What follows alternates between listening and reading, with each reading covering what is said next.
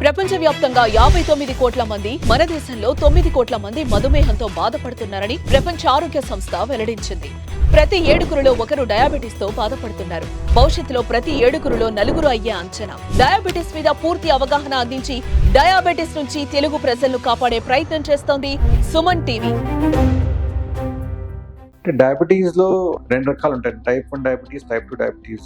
ఇంతకుముందు దాన్ని insulin dependent diabetes, non insulin dependent diabetes అనేవాళ్ళము. సో ఈ రెండింటికి ఏంటంటే కొంచెం ఫ్యామిలీ హిస్టరీ చాలా ఇంపార్టెంట్. అంటే ఇప్పుడు ఈ మధ్యన ఆల్మోస్ట్ అందరు ఫ్యామిలీలో ఏదో ఒక డయాబెటిక్ ఉంటారు.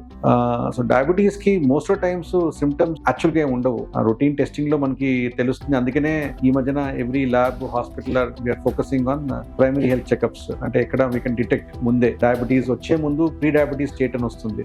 దాంట్లో మేము ఒక HbA1c టెస్ట్ చేసి చూస్తాము. అది ఒక రేంజ్ దాటిన తర్వాత దాన్ని అదే మన ప్రీ డయాబెటీస్ స్టేట్ అని అంటాము. ఇలాంటప్పుడు మనము కొంచెం వెయిట్ లాస్ చేసుకొని కొంచెము డయట్ కంట్రోల్ చేసుకుంటే ఈ ప్రీ డయాబెటీస్ స్టేట్ డయాబెటీస్కి వెళ్ళదు.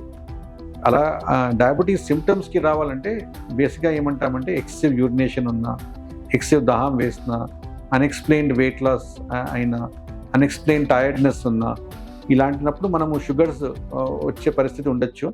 మనం షుగర్స్ చెక్ చేసుకోవాలి. ఆల్సో ఈ షుగర్ ఉండే పేషెంట్స్కి ఏమవుతుందంటే చాలా ఫ్రీక్వెంట్గా వాళ్ళు ఏమంటారంటే ఎక్కువ ఆకలి వేస్తుంది, ఆకలి వేసినా కూడా తిన్నట్టు అనిపించదు. అది కూడా ఒక సిమ్టమ్ డయాబెటీస్ది. అలా ఇలాంటి సిమ్టమ్స్ ఏమైనా వస్తే మాత్రం డెఫినెట్గా షుగర్ కోసం టెస్ట్ చేసుకోవాలి. ఐడియల్ వే షుగర్ చెక్ చేసేది ఏంటంటే ఫాస్టింగ్, ఒక 8 to 10 hours fasting, over night ఫాస్టింగ్తో పొద్దున్న ఫాస్టింగ్ షుగర్ శాంపుల్ ఇవ్వాలి. అండ్ తినిన తర్వాత 2 hours శాంపుల్ ఒకటి ఇవ్వాలి, పోస్ట్ ప్రాండిల్ అంటాము. అండ్ థర్డ్ శాంపుల్ ఏంటంటే HbA1c అంటాం, అది యావరేజ్ షుగర్ 3 monthsది. సో అది దాంట్లో ఏమవుతుందంటే మనకి 24/7 3 months షుగర్ ఎట్లా ఉందో యావరేజ్ వాల్యూ మనకి తెలుస్తుంది HbA1c ద్వారా. డయాబెటీస్కి మోస్ట్ ఇంపార్టెంట్ ఏంటంటే మనము ఈ మధ్యన దీంట్లో కార్బోహైడ్రేట్ రిచ్ ఫుడ్ తీసుకుంటున్నామండి. అంటే simple carbohydrates, fruit juices, sweets, white sugar, maida items, ఇవన్నీ కాంట్రిబ్యూట్ చేస్తాయి డయాబెటీస్కి.